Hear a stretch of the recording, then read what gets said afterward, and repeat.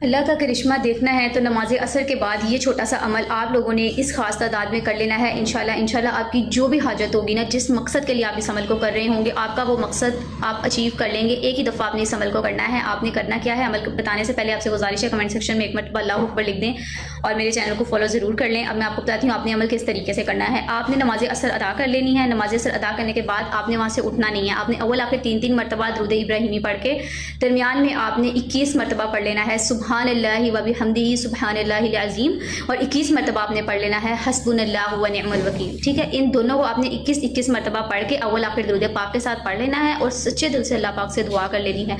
जिस भी पर्पज़ के लिए, जिस भी मकसद के लिए आप इस अमल को कर रहे होंगे, एक ही दफ़ा आप इस अमल को करेंगे, इंशाल्लाह आप लोगों को इसका बहुत ज़्यादा फ़ायदा होगा, बहुत ज़्यादा पॉजिटिव रिजल्ट्स आपको देखने को मिलेंगे। ये बहुत ही ज़्यादा जलाली किस्म का अमल है। इसको आपने एक मरतबा लाजमी तौर पर कर लेना है। अगर आप पे कोई भी प्रॉब्लम आ गई है, इंशाल्लाह वो प्रॉब्लम सॉल्व हो जाएगी। कोई भी मसला आपकी ज़िंदगी का वो हल हो जाएगा इंशाल्लाह। जज़ाकल्लाह।